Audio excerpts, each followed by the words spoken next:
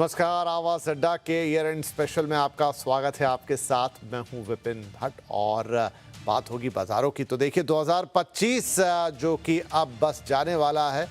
अगर इस साल की बात करें तो भारतीय शेयर बाजार के लिए एक आसान साल नहीं रहा। कभी रिकॉर्ड हाई तो कभी तेज गिरावट। एक तरफ घरेलू निवेशकों का भरोसा, एसआईपीज की मजबूती और आईपीओस की धूम, तो दूसरी तरफ विदेशी निवेशकों की लगातार बिकवाली, वैश्विक अनिश्चितता और वैल्यूएशंस को लेकर सवाल।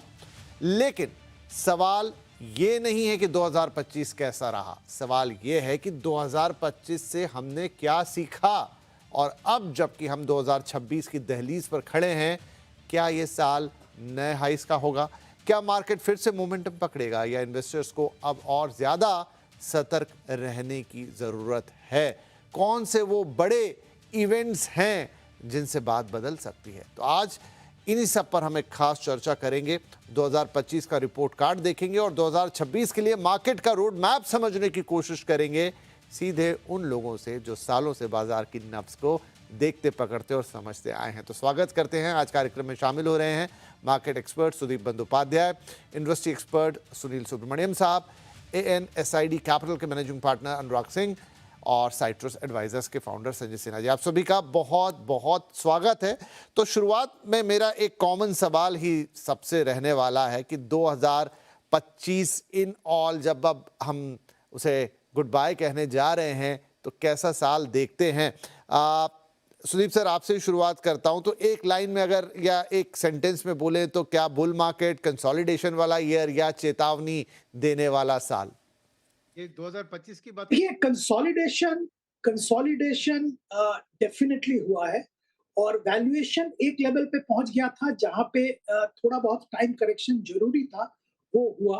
और साथ में हम लोगों को ये भी देखने को मिला कि एफआईआईज के कंटिन्यूअस बिकवाली के बावजूद एसआईपी के जरिए इंडियन मार्केट में कंटिन्यूअसली इनफ्लो आता गया और डोमेस्टिक इन्वेस्टर्स जो कि फाइनेंशियलाइजेशन ऑफ सेविंग्स जबरदस्त कर रहे हैं, उसके जरिए इंडियन मार्केट एक लेवल पे टूटा नहीं और नया हाई दिखाया कंटिन्यूअस एफआईआई सेलिंग के बावजूद। जी, बिल्कुल। एक तरीके से कहा जा सकता है, और आई एम सो सॉरी क्योंकि सुदीप और सुनील इतने क्लोज नाम है कि शायद वो एयर पे थोड़ी कंफ्यूजन हो जाती, तो अब मैं पूरा नाम लूंगा। तो अब सुनील सुब्रमण्यम सर, आपके पास आ रहा हूं। तो 2025 में हम क्या बोलें कि इंडाइसेस ने खुद को बचा लिया, लेकिन जो एक इन्वेस्टर था वो थ्रू आउट कंफ्यूज ही रहा। इसे क्या कहें, वैल्यूएशन फटीग या फिर एक ग्लोबल प्रेशर या दोनों का मिला जुला स्वरूप? नहीं, मैं कहूंगा कि सुदीप जी की बातों से उठाकर कि मार्केट रियलिटी को नहीं रिफ्लेक्ट कर रही थी इस साल, क्योंकि रियलिटी था कि इंडियन मार्केट्स ओवर वैल्यूड थे। टैरिफ का झटका भयंकर लगा अपने फ्यूचर ग्रोथ प्रोस्पेक्ट्स के ऊपर और इसके कारण मार्केट को गिरना था। मगर ये घरेलू निवेशक, बिकॉज बैंक डिपॉजिट की रेट घट रही थी, ऑल्टरनेटिव्स नहीं थे, तो इसीलिए उन्होंने म्यूचुअल फंड की जो सेलिंग प्रोग्राम थी, म्यूचुअल फंड सही है और डिस्ट्रीब्यूशन का काम, ने पैसा उठाया और मार्केट को सपोर्ट किया।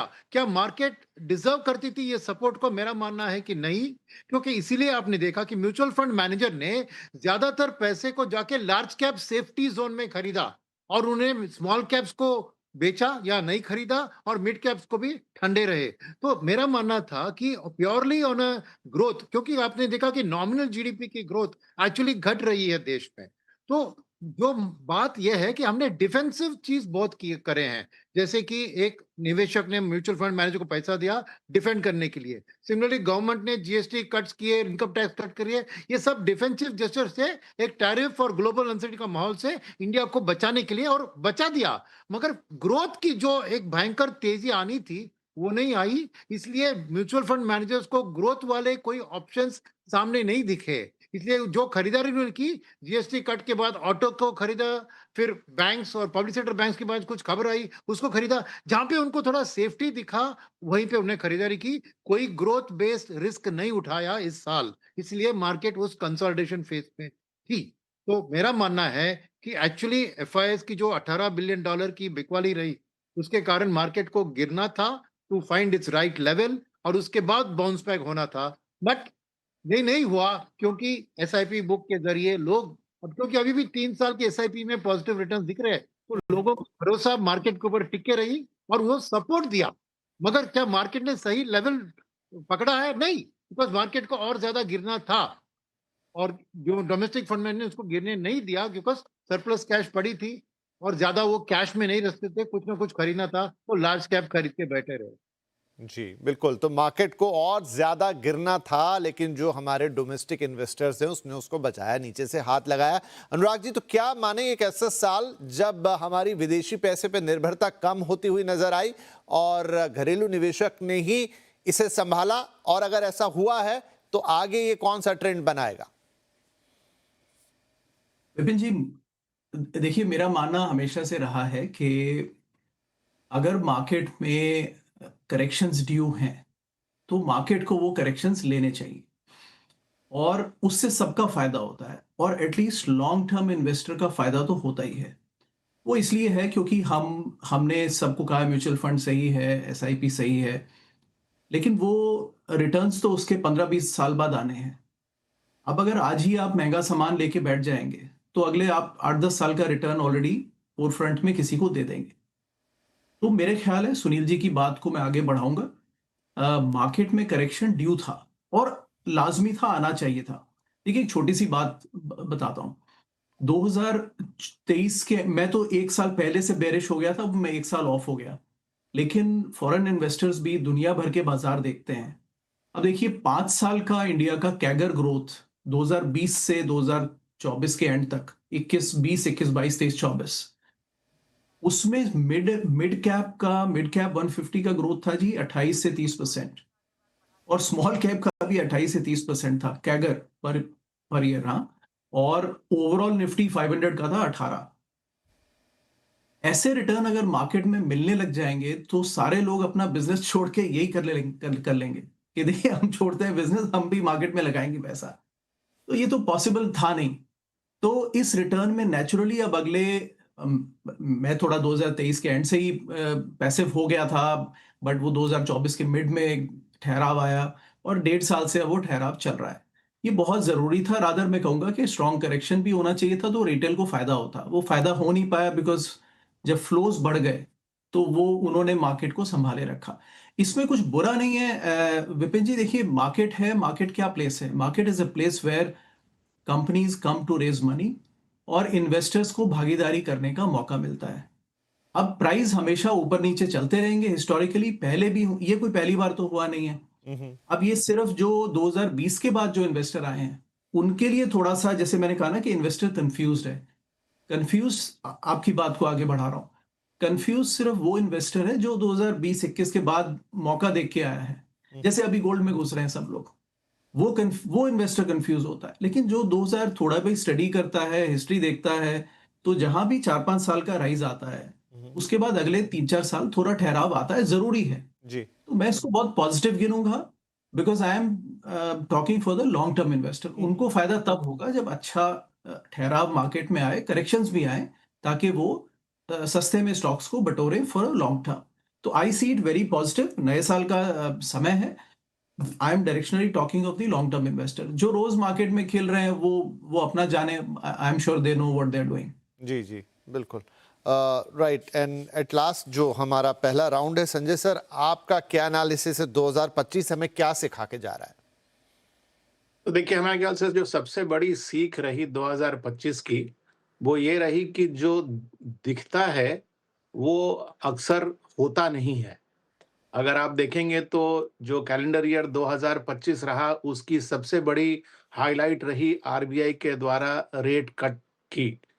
और इतने बड़े ट्रेजेक्टरी रेट कट की हुई, लेकिन जो एक सेक्टर जिसको कि रेट सेंसिटिव का सबसे बड़ा बेनिफिशियरी माना जाता है, मैं समझता हूँ उसको रियल एस्टेट सेक्टर को अगर हम देखें, तो रियल एस्टेट सेक्टर ने इस पूरे साल में कोई भी ढंग का प्रदर्शन नहीं दिया। यानी कि अगर आप टॉप डाउन स्ट्रैटेजी लेकर चलते और रेट कट के माहौल में रियल एस्टेट स्टॉक्स पर पैसा लगाते, तो आपके लिए 2025 में पैसे नहीं बनते। मेरे ख्याल से यही सीख जो है 2025 की, वो हमें 2026 में लेके जाना चाहिए। क्योंकि अगर हम हेडलाइन इंडेक्स को देखें ना, तो हेडलाइन इंडेक्स भले ही हमें 9% या 10% का रिटर्न दिखा रहा है, निफ्टी या सेंसेक्स। लेकिन अगर आप कुछ गिने चुने स्टॉक्स को छोड़ दें, तो ब्रॉड मार्केट में बहुत ज़्यादा प्राइस करेक्शन हो चुका है 2025 में। और मैं सेंसेशनलाइज़ तो नहीं करना चाहता, लेकिन मैं समझता हूँ कि ये एक मैराथन दौड़ के पहले की जो सुस्ताने वाली स्थिति है, हम उस स्थिति से 2025 में गुज़रे हैं, जहाँ पर दी हेडी रन जो हम लोगों ने 2023, 2024 इस तरह के कैलेंडर ईयर में देखा, उसके बाद एक एक्सटेंडेड पीरियड रहा सितंबर 2024 के बाद, जहाँ पर बाज़ार के अधिकतर स्टॉक्स जो हैं, उन्होंने कोई खास प्रदर्शन नहीं दिखाया। लेकिन जो पॉजिटिव बात रही कि भले ही स्टॉक्स ने परफॉर्मेंस नहीं दिखाया हो, बट कंपनीज़ की जो परफॉर्मेंस है वो धीरे-धीरे ही सही, लेकिन वो अपने गति से बढ़ती रही। यानी कि आज हम 6 क्वार्टर के बाद और 5 क्वार्टर के बाद अगर हम एनालिसिस कर रहे हैं मार्केट की, तो हम देख रहे हैं कि जिस तरह के स्टॉक्स आज हमें जिस प्राइस अर्निंग मल्टीपल्स पर मिल रहे हैं, प्राइसेज़ नीचे चले गए हैं बट अर्निंग्स ऊपर चले गए हैं। यानी कि आज हमें मार्केट काफ़ी आकर्षक लेवल पे मिल रहा है। और इसमें ही एक और रिलेटेड इश्यू है कि भले ही सेंसेक्स और निफ्टी ने पॉजिटिव परफॉर्मेंस दिया हो, मिड कैप इंडेक्स का परफॉर्मेंस करीब 4-5% पॉजिटिव रहा हो, लेकिन अगर आप स्मॉल कैप और माइक्रो कैप में देखें, जहाँ पर कि अधिकांश रिटेल इंटरेस्ट होता है, उसकी रिटर्न तो बहुत ही स्ट्रांगली नेगेटिव है कैलेंडर ईयर 2025 में। तो क्या ये एक प्रिपरेशन है, एक ऐसे स्टॉर्म की जो 2026 से बिल्ड होगी और आगे और मोमेंटम गेन करेगी? मेरे ख्याल से इसकी संभावना काफ़ी स्ट्रॉन्ग हो जाती है जब तक हम लोग इस साल के अंत तक पहुँच रहे हैं। हम्म। तो एक एक नज़रिया ये था हमारे चारों मेहमानों का कि कैसा रहा 2025 और क्या हुआ उसके अंदर, किसकी क्या एक्सपेक्टेशंस थी, कौन से फैक्टर्स ने काम नहीं किया, और जब 2026 की तरफ जाएंगे तो क्या चीज़ें करेंगी ना। थोड़ा और डीप डाइव करते तो सुदीप जी, सितंबर की बात हो रही 2024 की, जहां से सिग्नल आने लगे थे। सर ने भी बोला, इनफैक्ट अमित यहाँ पर अनुराग जी ने भी बोला कि उन्होंने 2024 में ही सेंस कर लिया था कि ये चीजें अब इसी तरीके से आगे मूव होगी। बट अगर मैं पूरे ओवरऑल मार्केट की बात, मतलब एक मोटा प्रेडिक्शन जरूर रहा होगा, लेकिन वो तो जैसे जैसे वक्त आया बीता और तभी हमको पता लगता चला गया। बड़े फैक्टर्स क्या रहे? क्या हमारी इंटरनल कमजोरी रही, या हमारी डिपेंडेंसी बाहर की पैसे पे इतनी ज्यादा थी कि जैसे ही उसका हाथ खिंचा तो हम अब उसे कह लें कि वो करेक्शन जरूरी था या वॉटेवर, वो अच्छा लगता है, लेकिन एक्सपोज से हो गए हम लोग। देखिए, दो चीज मार्केट के लिए बहुत इंपॉर्टेंट होता है। एक तो जो फंडामेंटल्स की हम लोग बात करते हैं वो बहुत जरूरी है, और मैंने भी इसका जिक्र किया कि वैल्यूएशन स्ट्रेच लग रहा था, टाइम करेक्शन जरूरी था, और वो टाइम करेक्शन हुआ। पर इसके फंडामेंटल्स के साथ साथ और एक बहुत इंपॉर्टेंट मुद्दा मार्केट के लिए होता है, वो है लिक्विडिटी। अब ग्लोबली, अब मैं सिर्फ इंडिया की बात नहीं कर रहा हूं, ग्लोबली लिक्विडिटी सप्लाई बहुत जबरदस्त था, और ये जबरदस्त लिक्विडिटी ग्लोबल मार्केट्स को ऊपर ले जा रहा है। ये पिछले कुछ सालों से चल रहा है, और यहाँ पे इकोनॉमिस्ट भी डिवाइडेड है, मार्केट एनालिस्ट भी डिवाइडेड है कि ये लिक्विडिटी का फ्लो कब तक चलता रहेगा। अब फंडामेंटल की कुछ भी बात कर ले, पर अगर जबरदस्त लिक्विडिटी रहे, जैसे हमारे सुनील जी बात कर रहे थे कि फंड मैनेजर के पास पैसा पड़ा हुआ है, उसको निवेश कहीं ना कहीं करना पड़ेगा। वो उसी एक ही मार्केट में, जो मार्केट में के लिए उसने फंड रेज किया है, वहीं पे निवेश करेगा, और वहां पे वैल्यूएशन कंटिन्यूअसली ऊपर जा रहा है, इसके बावजूद वो स्टॉक सिलेक्ट कर रहा है, निवेश कर रहा है। वो लिक्विडिटी एक बहुत इंपॉर्टेंट रोल मार्केट में प्ले करता है, ये हम लोग को मानना पड़ेगा। और ये लिक्विडिटी का फ्लो इंडिया में, इंडिया की मार्केट की हम बात कर रहे हैं, दो सोर्स है, सिंपल है। एक तो डोमेस्टिक इन्वेस्टर्स पैसा डाल रहे हैं, म्यूचुअल फंड के जरिए हो, इंश्योरेंस के जरिए हो, या डायरेक्ट हो। तो ये हमारे डोमेस्टिक इन्वेस्टर मार्केट में पैसा डाल रहे हैं, और वो फ्लो तगड़ा था कंटिन्यूअसली, जिसका जिक्र मैं पहले सेगमेंट में भी कर चुका था। फाइनेंशियलाइजेशन ऑफ सेविंग हो रहा है। पहले लोग प्रेफर करते थे दूसरे क्लास ऑफ एसेट्स में पैसा रखेंगे, पर अब वो फाइनेंशियल एसेट्स में पैसा रखना प्रेफर कर रहे हैं, और ये ट्रेंड सारा इंडिया में देखने को मिल रहा है। इसके कारण म्यूचुअल फंड ने बहुत अच्छा काम किया, इंश्योरेंस ने काम किया, रिटेल ब्रोकिंग ने भी काम किया। तो फाइनेंशियलाइजेशन ऑफ सेविंग हो रहा है, उसके जरिए मार्केट में more and more money is coming, in spite of the fact कि बाहर से सपोर्ट नहीं मिल रहा है। तो दूसरा सोर्स जो है वो इंटरनेशनल फंड्स है। एफआईआईज का पैसा जो मार्केट में कंटिन्यूअसली आता है, वो पिछले साल मतलब इस साल में 2025 में हम लोगों ने देखा वो कंटिन्यूअसली बिकवाली करते गए, और इसके कारण मार्केट शायद जो लेवल पे जा सकता था वो गया नहीं, और कंटिन्यूअसली प्रेशर था मार्केट पे। इंडियन मार्केट ने विथहोल्ड किया, करेक्शन हुआ, टॉप लेवल जो पीक था वहां से करेक्शन हुआ, फिर ऊपर गया, फिर करेक्शन हुआ, ये सिलसिला चलता रहा, पर बहुत ज्यादा गिरा भी नहीं मार्केट। हाँ, पीक लेवल से थोड़ा गिरा, पर ऐसा नहीं है कि मार्केट क्रैश हो गया और कुछ हुआ। पर फैक्ट इज कि अर्निंग्स कंटिन्यूअसली इंप्रूव होते गए। तो अगर आप पी मल्टीपल के हिसाब से देखेंगे तो market is better valued today compared to what it was in let's say September 24। ये बात बिल्कुल सही है। और आने वाले दिनों में क्या होगा, इसका इसका तो आंसर एफआईआईज का क्या कब मूड आएगा वापस पैसा लाने का इंडिया में, उसके ऊपर डिपेंड करेगा। देखिए, हम लोग कुछ भी थ्योरी यहाँ पे कर सकते हैं, डिस्कस कर सकते हैं, पर द रियलिटी इज एफआईआईज का पैसा कब वापस आना चालू होगा। एक थ्योरी है कि इंडिया यूएस ट्रेड डील हो जाए तो पैसा आना चालू होगा। दूसरा थ्योरी है इंडियन मार्केट और भी थोड़ा वैल्यूएशन वाइज अट्रैक्टिव होगा तब पैसा आएगा। तीसरा थ्योरी है रूस यूक्रेन का जो वार है वो खत्म होगा तो एक सर्टेनिटी आएगा ग्लोबल मार्केट्स में, तो पैसा आएगा। ये कुछ भी कारण हो सकता है और कोई ट्रिगर भी हो सकता है, पर जैसे ही एफआईआईज का पैसा इंडियन मार्केट में आना चालू होगा, तब मुझे लगता है मार्केट एक नया लेवल दिखाएगा। अच्छा, अगर एफआईआईज का पैसा बिल्कुल नहीं आया, पर अगर उन्होंने बिकवाली बंद कर दिया, तब भी नया लेवल पे जा सकता है, क्योंकि डोमेस्टिक फ्लोज अभी भी स्ट्रांग है और मैक्रो फैक्टर्स इंडिया में इंप्रूव हो रहा है, इसमें कोई दो राय नहीं है। कॉर्पोरेट परफॉर्मेंस भी इंप्रूव हो रहा है, उम्मीद है आने वाले दिनों में और भी इंप्रूव होगा। तो फंडामेंटल डोमेस्टिक फंडामेंटल्स की बेसिस पे अगर एफआईआई सेलिंग रुक गया तो भी मार्केट नए लेवल दिखा सकता है। जी, तो एफआईआईज की सेलिंग अगर रुक जाए तो मार्केट नए लेवल दिखाएगा, अगर एफआईआईज का पैसा आने लग जाए, लेकिन जैसे दो चार कंडीशंस वहां पर सुदीप जी ने रखी कि क्या वो डील के बाद आएंगे या फिर कोई और जियोपॉलिटिकल चेंज आए, ज़्यादा स्टेबिलिटी मिले तब वो आना शुरू होगा। It all depends upon that. ऐसे में सुनील सर, एक सवाल मन में आता है कि जब एफआईआईज अपना हाथ खींच रहे थे तो डीआईआईज ने वो हाथ सपोर्ट दिया, अगर वो भी सपोर्ट ना करते या उनकी भी एक लिमिटेशन आ जाती या वो कभी आगे जाके आ जाएगी, तब क्या होगा? सिर्फ एक थॉट है। वो थॉट डीआईएस के हाथ में नहीं है, वो रिटेल इन्वेस्टर के हाथ में है। क्योंकि अगर रिटेल इन्वेस्टर ने एसआईपी के जरिए पैसा देना बंद कर दिया, तभी डीआईएस कुछ जो कह रहे हैं आपकी खरीदारी नहीं करेंगे। क्योंकि रूल है, एवरेज म्यूचुअल फंड की कैश बैलेंस 5% को ज्यादातर एक्सीड नहीं करती है, ओके, एवरेज। तो आप देखें इसमें तो बात ये उठती है कि अब समझिए 50 लाख करोड़ की म्यूचुअल फंड की स्टॉक इक्विटी मार्केट है।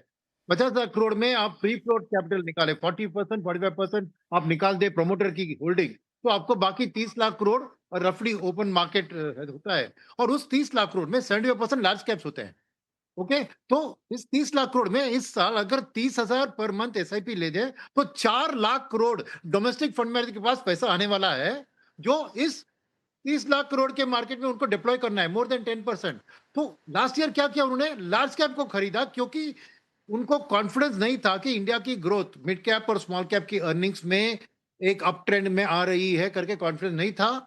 जीएसटी कट के बाद ऑटो सेक्टर में थोड़ा कॉन्फिडेंस आया, पर उसके अलावा उनके पास नहीं था। और उनके एक्शन से क्लियरली दिख रहा है कि उन्होंने वो लार्ज कैप ही खरीदा। क्यों? क्योंकि दो चीजें सामने कि एक दिन एफआईआईज वापस आएंगे तो वही लार्ज कैप को खरीदेंगे तो प्रॉफिट बुक कर सकते हैं, नंबर वन। नंबर टू, जब मिड एंड स्मॉल कैप की अर्निंग्स ग्रोथ सामने दिख रही है अच्छी, तब वो लार्ज कैप को without transaction cost, because free float ज्यादा होती है, उसको बेचकर मिड एंड स्मॉल कैप को लो फ्लोटिंग स्टॉक वाले को खरीद सकते हैं।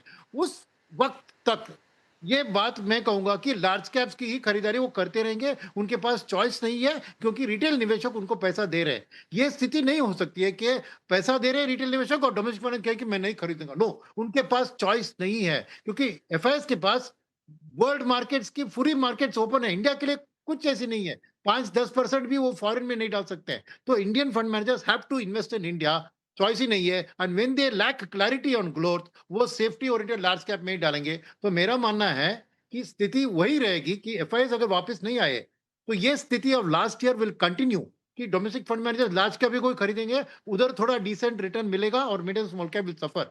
जिस दिन एफआईआई वापस आएंगे चाहे वो ट्रेड डील के कारण हो, जो भी कारण हो, तब वो इन्हीं लार्ज कैप को उनको बेचकर उस कैश को मिड एंड स्मॉल कैप में डाइवर्ट करेंगे अगर उधर ग्रोथ दिखती है तो।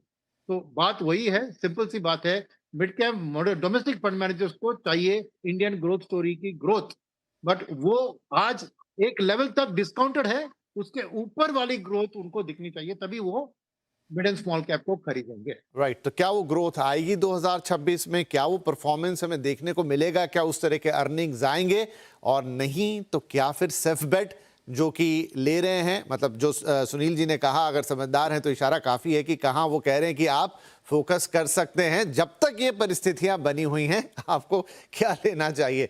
राइट, अनुराग सर, अब आप तो वहाँ बैठे हैं जहाँ से वो सारा पैसा आता है, क्या देख रहे हैं वो कब के कौन सी चीज को देखकर? क्या डील ही वो चीज है जिसके इर्द गिर्द सब कुछ होगा? क्या कोई डोमेस्टिक नंबर्स हैं जो इनको इनकरेज करेंगे? आगे बजट भी है, क्या ऐसी चीजों पे भी नजर रहती है? मतलब कहां से वो चक्का वापस घूमेगा? विपिन जी, ये सवाल सब जुड़ा हुआ है। हम जो अभी बात कर रहे थे कि एक तो छोटा पहले हम डेटा कॉन्टेक्स्ट में रखें। एफआई सेलिंग तो ठीक है, लेकिन नवंबर एंड तक मैंने एक डेटा कंपाइल किया था, अबाउट 70 बिलियन की डीआईआई ने बाइंग की थी, डोमेस्टिक इंस्टीट्यूशंस ने। उस 70 में से नवंबर फर्स्ट वीक तक इस साल के लिए उस 70 में से करीब 17 बिलियन एफआईआई ने बेचा था। बाकी जो सारा था वो तो डोमेस्टिक प्रमोटर्स और क्यूआईपीज, आईपीओज, रिटेल, मतलब जो भी डोमेस्टिक सेलिंग है वो थी। So for every one sell that is done by FI, बाकी 75% is sold by domestic players only. 25% सिर्फ एफआई सेलिंग होती है। अभी तक साल के एंड तक करीब 80 to 84 बिलियन की डीआईआई बाइंग कर चुके हैं। आई एम श्योर इसमें भी रेशो बरकरार रहेगा। तो when we say FIs, they are just 25% of the selling, remaining 75 supply जो आती है वो डोमेस्टिकली आती है। तो इट्स नॉट के एफआईआई मार्केट को कैप किए हुए हैं, it is domestic selling which is capping the market. देखिए, एक कहावत है विपिन जी, और उसके बाद फिर मैं एक सवाल मैं बीच में ही पूछ लेता हूँ, सेलिंग के पीछे की कोई खास वजह या वही हमारे फंडामेंटल इकोनॉमी और तमाम चीजें? मैं वही एड्रेस कर रहा था। पहला तो ये समझना कि वो 75% सेलिंग डोमेस्टिक है, 25% आप जो, अगर आप 4 स्टॉक लेते हैं तो एक एफआईआई का बेचा हुआ है, 3 आपके डोमेस्टिकली कोई बेचता है। पहला रियलाइजेशन वो इसलिए हो रहा है विपिन जी, देखिए ये मार्केट है। एक कहावत होती है कि never regret taking money off the table, या never hesitate to take the profits, right? Profit जब तक नहीं है जब तक आप उसको बना ना ले। एक प्राइस पर हर समय बायर सेलर मौजूद है मार्केट में। कोई ना कोई प्राइस हमेशा ऐसा है जिस पर कुछ बायर्स मार्केट में फ्रेश आ जाते हैं, कुछ सेलर्स आ जाते हैं और डील हो जाती है। Price are very very attractive. देखिए, मैं कम से कम नहीं तो अभी यहां पे कम से कम 30 कंट्रीज को हम ट्रैक करते हैं।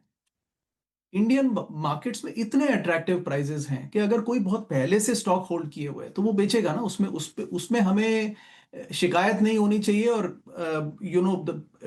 उनका सामान है, वो बेचे जब मर्जी, राइट? तो वो हमें खरीदना है कि हम क्यों खरीद रहे हैं, हमें अपने खरीदने टाइम हमें अपना आउटलुक ध्यान में रखना है। एफआईएस कब आएंगे उसका तो देखिए, डील, अब मैं डील की तो बात नहीं करना चाहता हूं ज्यादा, बिकॉज वो अब एक स्टेल टॉपिक हो, इट्स एवरग्रीन टॉपिक, राइट?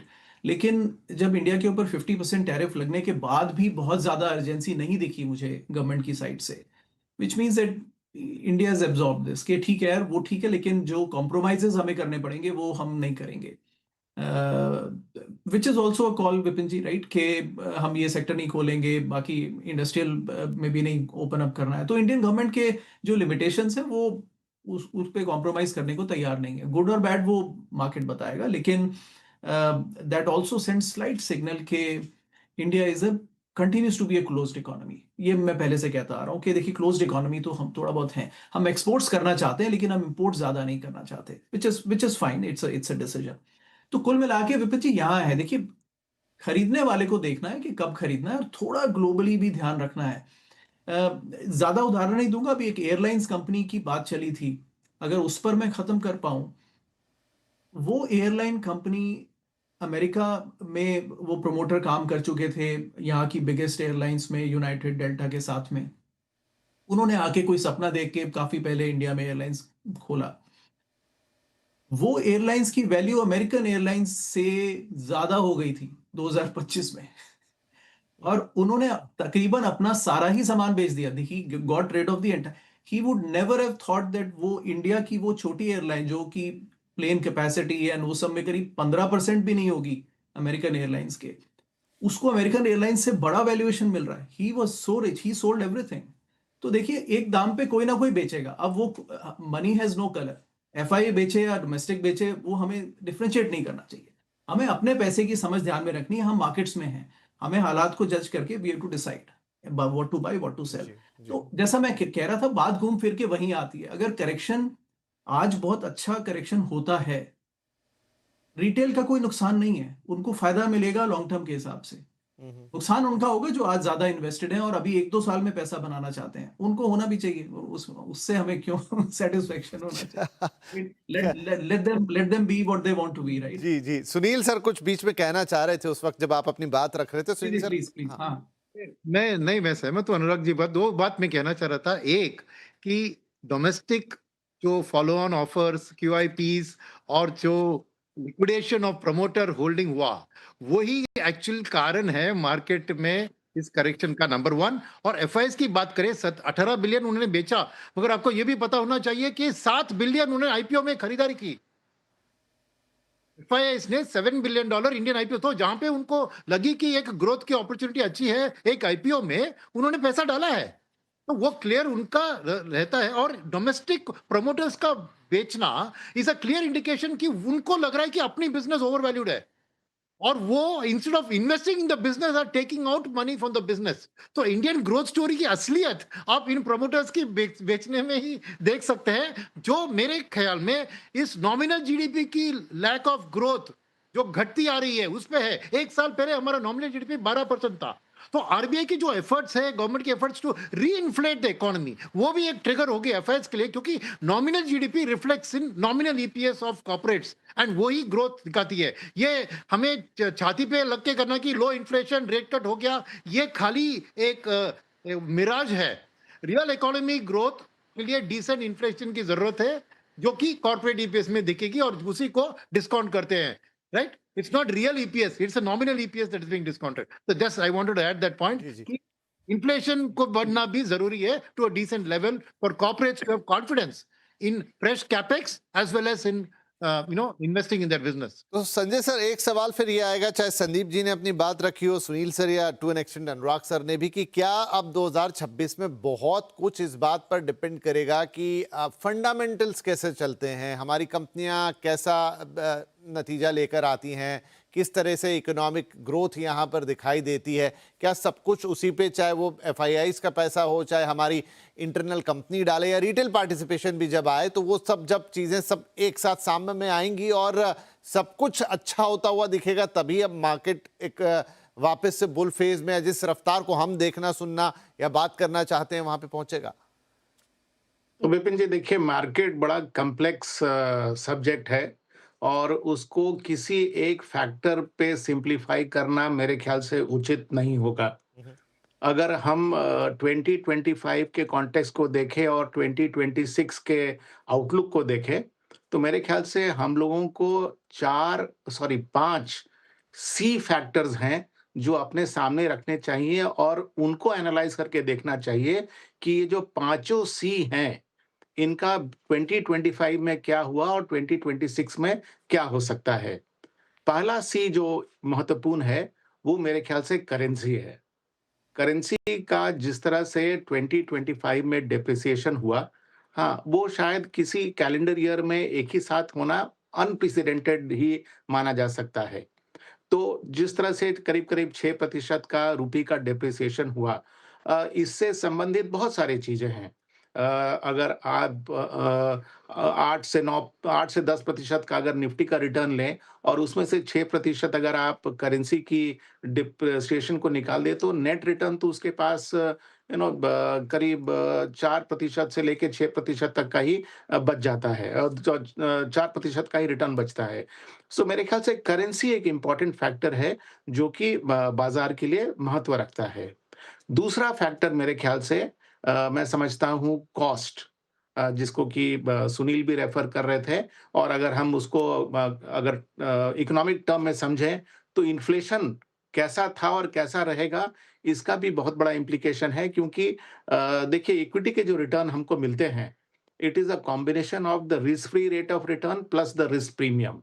अगर हमारी इन्फ्लेशन की दर धीरे-धीरे नीचे आएगी, तो नो डाउट हमारा जो risk free rate of return है, वो भी नीचे होता चला जाएगा। और सुनील जो समझाने की कोशिश कर रहे थे कि अगर इन्फ्लेशन की दर कम रहेगी, तो हमारा नॉमिनल जीडीपी कम होगा, ईपीएस की जो ग्रोथ होगी वो भी कम होगी। तो वो ज़माना चला गया जब हमको इंडेक्स से 17-18% की लॉन्ग टर्म रिटर्न मिलती थी। अब वो रिटर्न घट के करीब 12-13% तक आ जाए तो भी बहुत बड़ी बात है। तो मेरे ख्याल से तो सेकंड सी जो बाज़ार के लिए महत्व रखता है, वो मेरे ख्याल से है कॉस्ट, यानी कि इन्फ्लेशन। थर्ड सी जो महत्वपूर्ण है बाज़ार के लिए, वो है कॉन्फिडेंस। किस तरह से डोमेस्टिक रिटेल का कॉन्फिडेंस बाज़ार पर बना रहेगा, वो एक बहुत बड़ा महत्वपूर्ण फैक्टर है बाज़ार के लेवल को और बाज़ार के डायरेक्शन को डिसाइड करने के लिए। अ, अगर 2025 को देखें, तो मेरे ख्याल से रिटेल इन्वेस्टर का जो भी एसआईपी में पार्टिसिपेशन रहा हो या लमसम म्यूचुअल फंड में पार्टिसिपेशन रहा हो, उसके रिटर्न्स बहुत ज़्यादा इम्प्रेसिव नहीं रहे। इसके बावजूद एसआईपी की जो ट्रेंड है, वो कम नहीं हुई। ये ट्रेंड जो एसआईपी की है, वो अगर बरकरार रहेगी, तो वो इस बात पर निर्भर करेगी कि डोमेस्टिक रिटेल इन्वेस्टर का कॉन्फिडेंस बाज़ार पे कितना है। अगर वो कॉन्फिडेंस डगमगाता है, तो बाज़ार पर इसका असर पड़ सकता है। तो मेरे ख्याल से ये तीसरा सी है जो कि बाज़ार के लिए महत्वपूर्ण है। चौथा सी जो बाज़ार के लिए महत्वपूर्ण है, वो है कैपिटल रेज़िंग। लास्ट ईयर अगर एफआईआई की सेलिंग हेडलाइन रही है, तो डोमेस्टिक आईपीओ की जो बाज़ार रही, आईपीओ की बाज़ार, वो भी इतना ही हेडलाइन क्लेम की है, जितना कि एफआईआई की सेलिंग। और इस कैपिटल रेज़िंग में, जैसा कि हम अभी भी डिस्कस कर रहे हैं, प्रोमोटर्स की और जो उन्होंने इनिशियली कंपनीज़ को फाइनेंस किया था, जैसे कि वेंचर कैपिटल्स हुए, प्राइवेट इक्विटी फंड्स हुए, उनका बहुत बड़े मात्रा में एग्ज़िट हुआ। क्या 2026 में ये जो कैपिटल रेज़िंग का ट्रेंड है, क्या ये इतना ही बड़ा रहेगा? और अगर इतना बड़ा रहेगा तो उसको सामने से एब्ज़ॉर्ब कौन करेगा? ये भी एक महत्वपूर्ण बात है। और पाँचवाँ और आखिरी सी जो बाज़ार के लिए मेरे ख़्याल से इम्पोर्टेंस रखता है, वो है कंसोलिडेशन। 2025 में बहुत सारे सेक्टर्स, बहुत सारे स्टॉक्स ने पार्टिसिपेट नहीं किया है। इस तरह का एक्सटेंडेड कंसोलिडेशन का पीरियड, जो कि 12 से 15 महीना तक खिंच गया है, मेरे ख्याल से उसने एक अच्छा प्लेटफ़ॉर्म बना दिया है, जहाँ पर इन्हेरेंट एक आप समझे तो एक टेंशन बिल्ड हो रहा है फॉर अ रैली। तो इस रैली को आग देने के लिए ऐसा क्या करने की ज़रूरत है कि ये कंसोलिडेशन का phase translates into a bullish phase, वो बहुत कुछ गवर्नमेंट की पॉलिसी पर डिपेंड करेगा। और जो बाकी 4 फैक्टर्स जो मैंने बताए, करेंसी, कॉस्टिंग, कॉन्फिडेंस, हाँ, एंड कैपिटल रेज़िंग, इसका भी इस पर योगदान रहेगा। तो ये पाँचों फैक्टर्स को अगर हम सामने रखें, तो शायद 2026 का आउटलुक हमें बनाने में आसानी होगी। नहीं, नहीं, ये एक अच्छा पैमाना होगा कि currency, cost, confidence, capital raising और कंसोलिडेशन इसके पैमाने पे, और शायद हम बातें भी वही कर रहे हैं, आपने उसको एक बढ़िया स्वरूप दे दिया। तो आईपीओ का प्रश्न था ही वाजिब सा, और बात निकल आई है तो उसको लेकर आता हूँ सुदीप सर आपके पास कि 2025 में काफ़ी आईपीओज़ आए, वो भी मिक्स सा रहा। कहीं बहुत अच्छे लिस्टिंग्स हमने देखे, तो कहीं ओवर वैल्यूएशन की बातें हुई, कहीं फिर लिस्टिंग उस हिसाब से नहीं हुई, या पोस्ट लिस्टिंग भी थोड़ी निराशा देखने को मिली।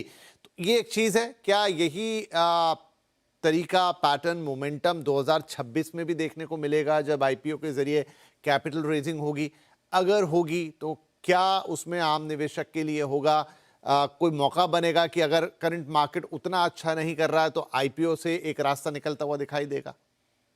देखिए विपिन जी, एक चीज मैं पहले बताना चाहूंगा कि अगर अच्छे आईपीओज इंडियन मार्केट में आते हैं, वो इंडियन मार्केट के लिए, कैपिटल मार्केट के हेल्थ के लिए बहुत अच्छा है। मार्केट का डेप्थ बढ़ाना बहुत जरूरी है। अगर मार्केट का डेप्थ नहीं बढ़ेगा तो फिर वही कुछ गिने चुने शेयर में सब लोग खरीदारी करते रहेंगे और मार्केट एक लेवल पे चला जाएगा जहां पे वैल्यूएशन अनसस्टेनेबल होगा। तो मार्केट का लॉन्ग टर्म हेल्थ के लिए अच्छे कंपनीज को मार्केट में आना बहुत जरूरी है। आज मैं एग्जांपल के तौर पे बता रहा हूँ, एक्सचेंज एक बहुत बड़ा एक्सचेंज लिस्टेड नहीं है, उसका लिस्टिंग का बात चल रहा है। और क्योंकि वो एक्सचेंज लिस्टेड नहीं है, शायद क्योंकि बोलना सही नहीं होगा, बाकी जो एक्सचेंज है, जो कंपीटिंग एक्सचेंज है, उनका वैल्यूएशन एक लेवल पे पहुंचा हुआ है जो कि शायद अनसस्टेनेबल वैल्यूएशन या अनरियलिस्टिक वैल्यूएशन, इस पे डिबेट हो सकता है, पर वैल्यूएशन बहुत ऊपर गया हुआ है।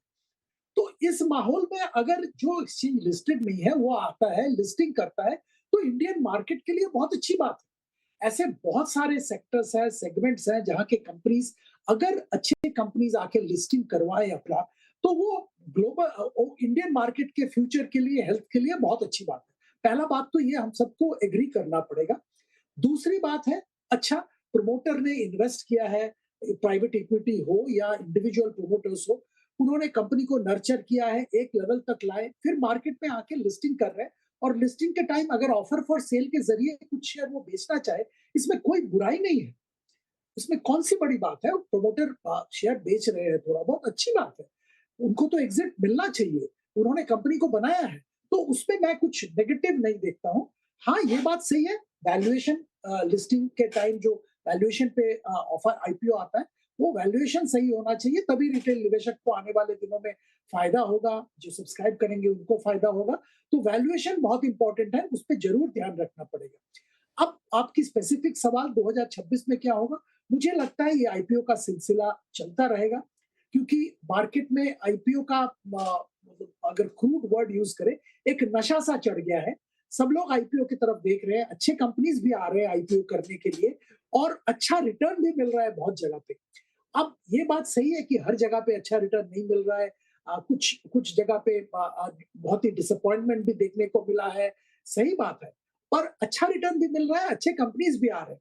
तो निवेशक को हमेशा की तरह यहाँ पे भी सतर्क रहना पड़ेगा, अपना एनालिसिस करना पड़ेगा और सोच समझ के निवेश करना पड़ेगा। अब लास्ट में मैं ये बताऊंगा कि कुछ लोग हैं जो लिस्टिंग गेन के लिए निवेश करते हैं, वो ग्रे मार्केट का प्रीमियम स्टडी करते हैं, तब इन्वेस्ट करते हैं और लिस्टिंग पे एग्जिट करते हैं। उनका गेम अलग है, उनके लिए तो कुछ कहना मुश्किल है, उनका डायनामिक्स अलग है। पर लंबी अवधि के लिए जो निवेश करना चाहते हैं, उनके लिए अच्छे कंपनीज अगर लिस्टिंग हो रहे हैं सही दाम पे, तो अप्लाई करना चाहिए। अगर मिल गया तो बहुत अच्छी बात है, अगर नहीं भी मिला तो लिस्टिंग के बाद थोड़ा इंतजार करके काउंटर में वैल्यूएशन देख के खरीद सकते हैं लंबी अवधि के लिए। राइट, तो 2026 में भी आईपीओ का सिलसिला जारी रहेगा, और जैसा सुदीप सर एक्सप्लेन कर रहे थे कि बहुत सारे हैं आईपीओ अलग अलग तरीके के, कहीं आपको लिस्टिंग गेन के लिए लोग देखते हैं, तो कहीं एक लॉन्ग टर्म इन्वेस्टमेंट के पॉइंट ऑफ व्यू से देखते हैं। इन्वेस्टर अगर प्रमोटर उससे अपना एक पैसा निकालने का जरिया मानता है तो उसमें भी उनके कोई बुराई नहीं लगती, लेकिन ये मोमेंटम 2026 में भी जारी रहता हुआ दिखाई देगा। एक और जो 5 टर्म यूज़ किए सुनील सर यहाँ पर संजय जी ने, उनमें से एक कॉन्फिडेंस है। अब ये कॉन्फिडेंस बहुत ही ब्रॉड सी टर्म है, कैसे आएगी ये कॉन्फिडेंस? क्या अर्निंग्स अच्छे हो गए तो कॉन्फिडेंस बढ़ जाएगा? क्या हमारे जीडीपी नंबर सुधर गए तो कॉन्फिडेंस बढ़ जाएगा? क्या हमारा जो आरबीआई का ओवरऑल पॉलिसी स्ट्रक्चर है वो अकॉर्डिंग टू मार्केट आएगा तो कॉन्फिडेंस आएगा? कौन सी चीजों से वो कॉन्फिडेंस आता हुआ दिखाई देगा? देखिए, कॉन्फिडेंस पे मेरी थोड़ी अलग विचार है। मैं ये कॉन्फिडेंस जो आपने बताया ना, उन उन लोगों की कॉन्फिडेंस या उन चीज़ों की कॉन्फिडेंस मैटर नहीं करती है। मैटर करती है 2 कॉन्फिडेंस। कॉन्फिडेंस इम्पोर्टेंट है। एक है कंज्यूमर का कॉन्फिडेंस खर्चा करने के लिए, दूसरा है प्राइवेट प्रमोटर्स, मैन्युफैक्चरर्स का कॉन्फिडेंस निवेश करने के लिए। अगर ये 2 कॉन्फिडेंस आती है वापस, तो मार्केट आसमान छू सकती है, because they are the multiplier effect of the economy. अब बाकी सब सेकंड डेरिवेटिव कॉन्फिडेंस है। अल्टीमेटली कंज्यूमर्स अपने देश में खर्चा नहीं कर रहे थे। के शेप्ड रिकवरी आफ्टर कोविड की बात हो रही थी, क्या महंगी चीजें बिक रही थी, बड़े बड़े गाड़ियां, विलास, राइट, बट आमतौर पर अफोर्डेबल हाउसिंग नहीं बिक रहा था। सिमिलरली गाड़ी की बात करें, अब गाड़ी में क्या हो रहा था, एसयूवी 7 सीटर, उसके ऊपर अच्छी बिकवाली हो रही थी। 2 व्हीलर्स, एंट्री लेवल कार्स में कुछ नहीं था। इसलिए जीएसटी कट एक रास्ता था कि बॉटम ऑफ द पिरामिड की कंजम्पशन को बढ़ाओ, बिकॉज नेगेटिव इन्फ्लेशन, ये लो इन्फ्लेशन की बात रूरल कॉन्फिडेंस को घटाती है। क्योंकि रूरल फार्मर अल्टीमेटली आप यहाँ होकर सेलिब्रेट कर रहे हैं माइनस में WPI जाएगा और 2% CPI। अरे वो कौन प्रोड्यूस करता है food? Main reason for drop in inflation was food prices. अगर फूड प्राइस कम हो गए तो रूरल जनता को कहाँ से कमाई आएगी, कहाँ उनकी कॉन्फिडेंस रहेगी खर्चा करने में? तो मुझे चाहिए, इसलिए मैं री इन्फ्लेशन की बात उठा रहा था कि अल्टीमेटली कंज्यूमर्स को खर्चा करने के लिए एक धक्का चाहिए था, हुआ है income tax cut plus rate cut plus GST cut. 2026 में देखना है कि कंज्यूमर्स, अभी ऑटो में दिखा है सेल्स, मगर कंज्यूमर ड्यूरेबल्स में नहीं दिखा है। शायद समर में दिखेगा रेफ्रिजरेटर, एयर कंडीशनर। शायद उसके बाद अफोर्डेबल हाउसिंग में मेरा मानना है कि सप्लाई की भी कमी थी, क्योंकि रियल एस्टेट डेवलपर्स ने उस सेगमेंट को इग्नोर किया। अब वो प्रोजेक्ट्स लॉन्च करेंगे, शायद अफोर्डेबल हाउसिंग को पिकअप होना है। तो वो कंज्यूमर की कॉन्फिडेंस इंपॉर्टेंट है। उसके पीछे आएगी कैपिटल मार्केट में जो अपना लिस्टेड कंपनीज है, उनको अपना कैपेसिटी एक्सपैंड करने के लिए एक 80% क्रॉस होगी कैपेसिटी यूटिलाइजेशन देश में कंजम्पशन के बढ़त के बाद, तब वो निवेश करेंगे। और उनके लिए भी क्या चाहिए? एक अच्छी इन्फ्लेशन। क्योंकि अगर वो 7% में बोरो कर रहे हैं प्लांट सेटअप करने के लिए और उनकी प्रोडक्ट प्राइस 2% पर एनम बढ़ रही है, तो किस हिसाब से वो नया कैपेक्स में निवेश करेंगे? तो बहुत प्राइवेट मैन्युफैक्चरिंग कंपनीज के owners, local promoters as well as consumers, इन दोनों की कॉन्फिडेंस वापस आनी चाहिए, तब बाकी सब चीजें ऑटोमेटिकली उनको कॉन्फिडेंस आ जाएगी। तो मेरा मानना है कि बॉटम लेवल, ग्राउंड लेवल पे कंज्यूमर प्लस कॉर्पोरेट, ये दोनों की कॉन्फिडेंस देश की, और ये कॉर्पोरेट्स की बात है कि इसीलिए वो प्रोमोटर्स थोड़ी बहुत बेच रहे हैं अपने शेयर, क्योंकि उनको लगता है कि ये फ्यूचर में ये बिजनेस में उतना रिटर्न नहीं मिलेगा जिसके वो अपना पैसा लगाकर। क्विकली सुनील सर, आप ही से इसका सप्लीमेंट्री सवाल कि कंज्यूमर निकले, खरीदे, खर्चा करे, सरकार ने अपनी तरफ से GST, इनकम टैक्स जो वो कर सकते थे वो कर दिया, पर कंज्यूमर से वो कॉन्फिडेंस, मतलब जो हमको परिवर्तित होते हुए दिखे, जो इंस्पायर करे हमारे उद्योगपतियों को कि अब वो उसकी पूर्ति के लिए कुछ करें, आगे जाके कैपेक्स करें, वो कब आएगा या कैसे आएगा? नहीं, वो ऑलरेडी शुरू हो चुका है। Okay. GST कट में ऑटो की सेल्स आपने देखा रिकॉर्ड नंबर्स पे हुए। तो अब समर में आपको सेम GST कट का इंपैक्ट आपको तो 26 में दिखेगा। दिखेगा। और रियल एस्टेट का भी डेवलपर्स भी रियलाइज करेंगे कि long term leverage impact of reduced interest rates और सीमेंट, उसमें भी GST कट के कारण प्राइस की कम होना, तो अल्टीमेटली प्रोजेक्ट लॉन्च करेंगे तो 2026 में ये दिखेगा। उतना कॉन्फिडेंस मुझे है कि ये प्रोग्रेस शुरू हो गई। बजट में अगर और थोड़ा इनकम टैक्स और इसका रिलीफ देते हैं तो उसके साथ जरूर बढ़ेगा ये। Right. वो शुरू हो चुकी है जी, तो एक आधार है, जो बेस है वो सेट हो गया है। अब इसी आधार पर एक छोटा ब्रेक यहां ले रहे हैं, इसी आधार पर बात करेंगे ब्रेक के बाद कि 2026 को आप कैसे लेके चलेंगे। अगर वो बेस बन चुका है, अगर कॉन्फिडेंस आ रहा है, कन्वर्ट होता हुआ दिखाई देगा। अभी तक तो कहानी लार्ज कैप के इर्द गिर्द थी, आगे आप कैसे देखेंगे, किस तरीके से मार्केट में निवेश करेंगे, लॉन्ग टर्म इन्वेस्टर क्या सोचेंगे? अगर मान लीजिए कि आप 1-2 साल की भी कहानी सोचते हैं, 3-4 साल की भी कहानी सोचते हैं, तो भी क्या सोचेंगे? क्योंकि हर तरीके के दर्शक यहाँ कार्यक्रम को देखते सुनते हैं। तो एक 2026 के लिए मोटी मोटी आउटलाइन आपके लिए बनाने की कोशिश करेंगे अपने एक्सपर्ट के साथ कि 2026 में वो 4 या 5 चीजें जो लेकर उतरिएगा और उसी पर आपका साल आगे मार्केट में आपको दिशा दिखाएगा। छोटा ब्रेक के बाद वो बेहद महत्वपूर्ण टिप्स। Welcome back. आवाज अड्डा में बात हो रही है कि 2025 में, और खास एपिसोड हमारा 2025 में मार्केट कैसा रहा और कैसे रहे से ज्यादा हमने मार्केट से क्या सीखा या हम सीख सकते हैं ताकि 2026 हमारा मार्केट में बेहतर जाए। काफी सारी और काफी अच्छी और डीप बातें हुई हैं। ब्रेक से पहले हमारे चारों मेहमानों ने हमें एक पूरा ओवरऑल सिनेरियो बताया कि क्या हुआ एग्जैक्टली 2025 में और उससे हमें क्या सीखना चाहिए। अब 2026 में हम क्या कर सकते हैं अगर हम मार्केट से एक अच्छा पैसा कमाना चाहते हैं। क्विकली 10-12 मिनट टोटल होंगे मेरे पास, तो छोटे छोटे जवाब अपने चारों एक्सपर्ट से चाहेंगे। अनुराग सर, चाहे वो देखिए हम जब अपने शोज करते हैं तो हर तरीके के सवाल हमारे पास आते हैं। कुछ लोग बिल्कुल क्लियर हैं कि भाई आप मुझे बताइए, ये तो मैं 10-12 साल के लिए रख सकता हूं। कुछ ऐसे लोग भी सवाल पूछते हैं कि सर 1 महीने रख पाऊंगा, 2 महीने रख पाऊंगा, 3 महीने रख पाऊंगा, अभी खरीदा है। तो हर तरह का दर्शक हमें देखता है।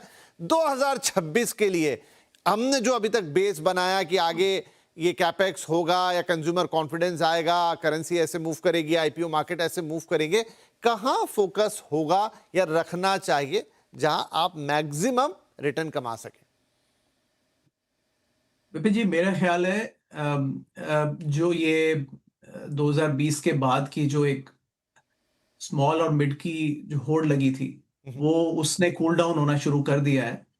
उसमें अभी भी थोड़ी गुंजाइश है, बिकॉज अब अगर हम देखें कि ये एक साल अगर और इंडेक्स फ्लैट रहता है तब जाकर के भी इनके 6 साल के 7 साल के रिटर्न्स करीब 17-18 पर होंगे मिड कैप इंडेक्स के, जो कि काफी हाई है।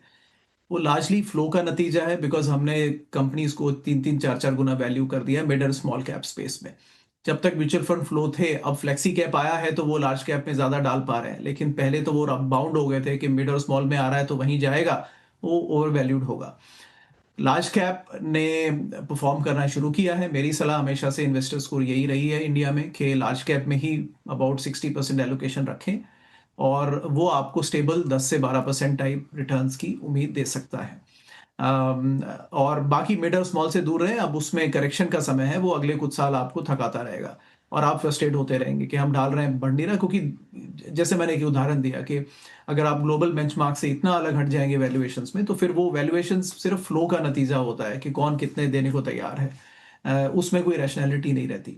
तो ब्रॉडली मेरी ये सलाह होगी इस पर। एक और आई थिंक इसमें सुनील जी ने भी काफी बात कही और सुदीप जी ने भी जो कहा कि आईपीओ सही है, वो सब बातें अपनी जगह एकदम सही हैं। इन्फ्लेशन का भी एक चैलेंज है, लेकिन इन्वेस्टर्स को सिर्फ 2026 में, और देखिए मैं 2023 से ये बात कह रहा हूं, मार्केट्स रॉन्ग नहीं होते, हमारी एक्सपेक्टेशंस रॉन्ग हो सकती हैं।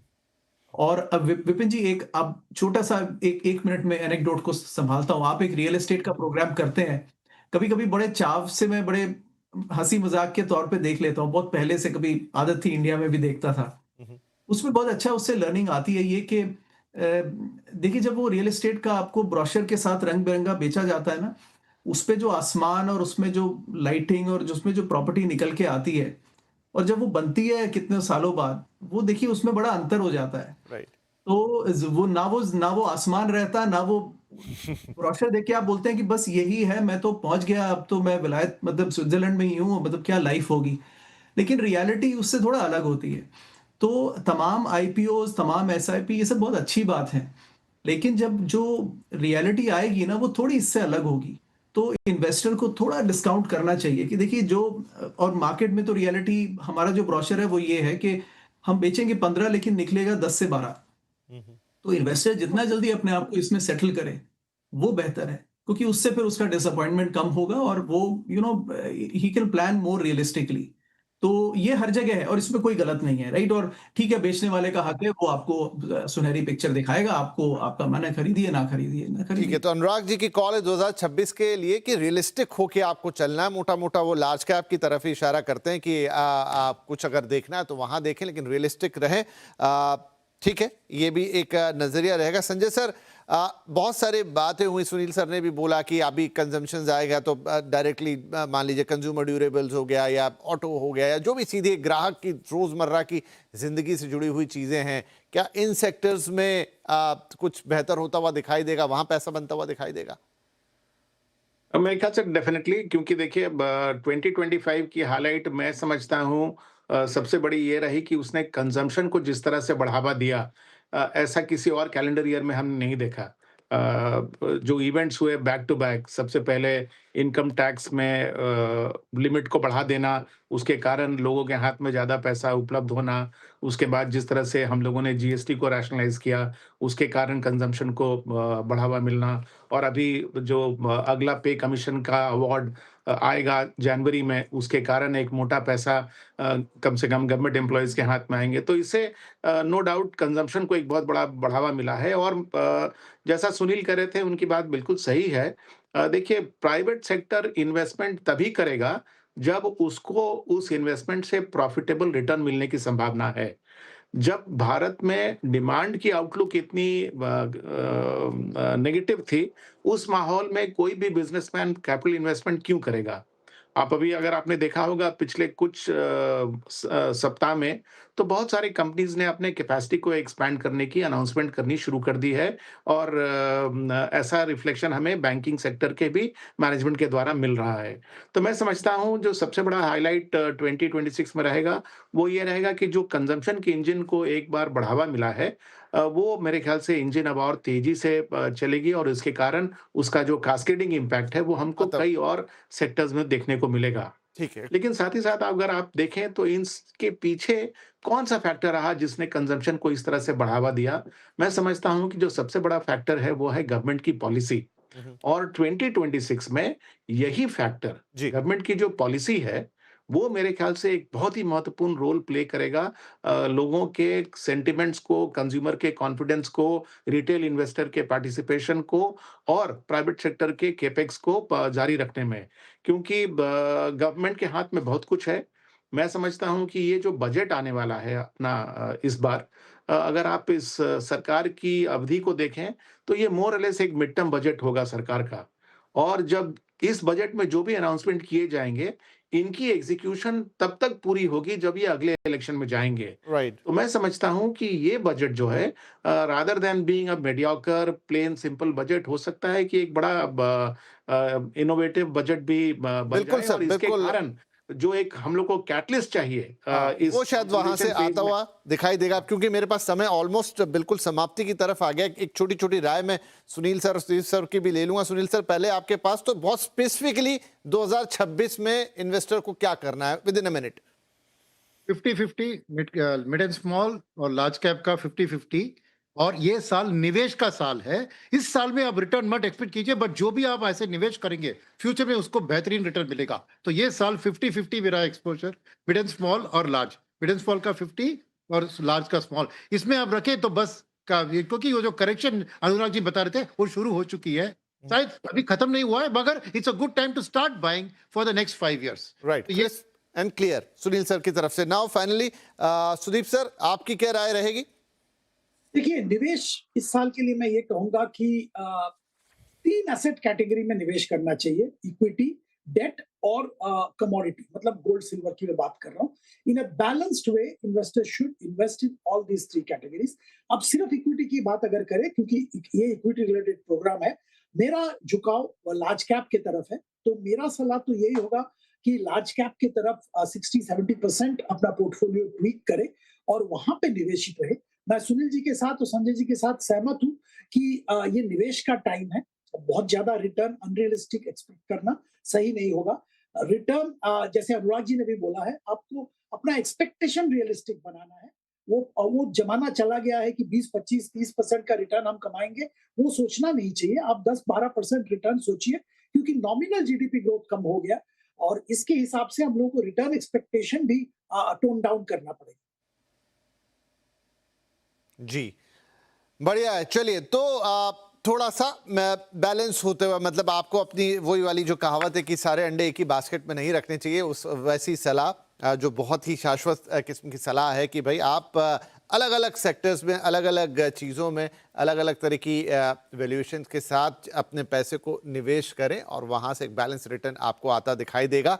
चलिए, अब कार्यक्रम के अंत में आ गए, तो सबसे पहले तो आप सभी महानुभावों का बहुत बहुत धन्यवाद, क्योंकि ये हमारा एक ऐसा एपिसोड था जिसमें साल भर की एक जिस्ट आपने दी और बहुत ही खूबसूरत तरीके से दी। बहुत अच्छा लेखा जोखा रखा कि हुआ क्या 2025 में और क्या चीज़ें हैं जो सीखते हुए हम 2026 की तरफ जाएंगे। और जब 2026 में जाएंगे तो जो अभी बजट का उदाहरण आया कि वो मिडवे बिल्कुल एक ऐसी जगह पर है ये साल जहां पर आगे 2-2.5 साल की पिक्चर हमें आती हुई दिखाई देगी। बड़े रिफॉर्म्स हो सकता है आए जिससे आगे का रोड मैप बनता हुआ दिखाई दे। और जैसा सुनील सर ने कहा कि ये इन्वेस्टमेंट का साल होगा, आप बहुत ज़्यादा अभी कैलकुलेशन ना करें इस साल बैठ के कितना बना कितना नहीं बना। सही जगह पे सही चीज़ों में अगर आप निवेश करते हैं तो आने वाले वक्त में लॉन्ग टर्म में जैसा अनुराग जी का फोकस रहता है वहाँ पर आपको एक बढ़िया रिटर्न आता हुआ दिखाई देगा, क्योंकि मार्केट कैलेंडर टू कैलेंडर नहीं चलता है। तो धन्यवाद बहुत बहुत सभी का और बहुत सारी शुभकामनाएं आप सभी को भी नए साल की, हमारे दर्शकों की तरफ से भी, मेरी तरफ से भी। और नया साल आपके लिए भी बहुत शुभ हो और आपकी जो सलाह रहती है, आपका जो गाइडेंस रहता है, आपका जो आशीर्वाद रहता है वो दर्शकों के साथ बना रहे, ताकि वो बाजार में किसी भी गलती से बचे और बहुत सारा अच्छा मुनाफा कमाएं। बहुत बहुत धन्यवाद।